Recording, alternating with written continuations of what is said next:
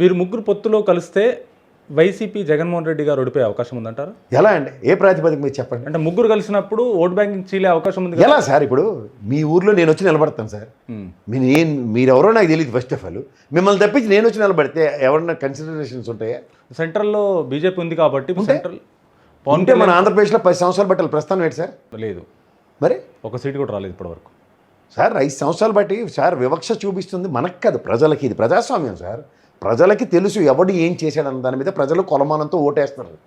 ఏమి చేయకపోతే ఓటేస్తారండి vote sir. 100 కన్నా తక్కువ ఇచ్చారండి. అంటే ఆంధ్రప్రదేశ్ ప్రజలకు వాళ్ళు వద్దని రిజెక్ట్ చేశారు. వాళ్ళు రిజెక్ట్ చేస్తే ఆ రిజెక్టెడ్ ప్రోడక్ట్కి మళ్ళీ వ్యాలిడిటీ తీసుకొచ్చి మన నెత్తి మీద ఎందుకు పెడుతున్నారు? ప్రజలకు అర్థమయ్యే భాషలో చెప్పాలంటే 15 సంవత్సరాల వెహికల్ రోడ్డు మీద తిరగకూడదు. ఢిల్లీలో ఏం చేస్తున్నారు? ఆ వెహికల్ అని ఇక్కడ తిరగకూడదు, డీజిల్ వెహికల్ అని తోచేస్తుంటే బయటికి మనం కొనుక్కొని వచ్చి తిరుగుతున్నాం. అంటే మనకి ఉపద్రవాన్ని కోరి తెచ్చుకుంటున్నాం.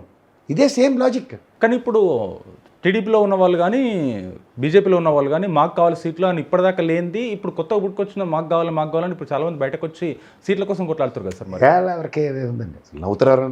ఎన్నాళ్ళ బట్టి నియోజకవర్గాల్లో పట్టు సాధించుకోలేక బిక్కులు ఆడుకుంటూ in the history of Telugu Desam 83 నుంచి చెప్పుకోవాలంటే 45 స్థానాల్లో జీవితంలో మొహం లేని నియోజకవర్గాలు ఉన్నాయి.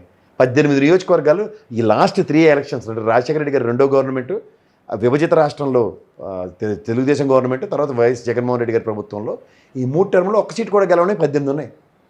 అలా 18 + 45 అంటే 53 స్థానాల్లో 63 స్థానాలు దగ్గర 58 స్థానాలు 58 స్థానాల్లో వాళ్ళకి ఉనికి లేదు.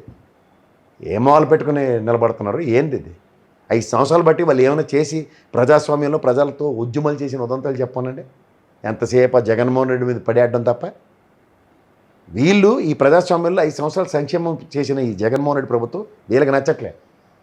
ఎందుకు? సామాన్య మానవుడు రూపాయలు జేబులో రూపాయి ఉంది కాబట్టి. వీళ్ళు ఆ పని ఇప్పుడు చేయలే.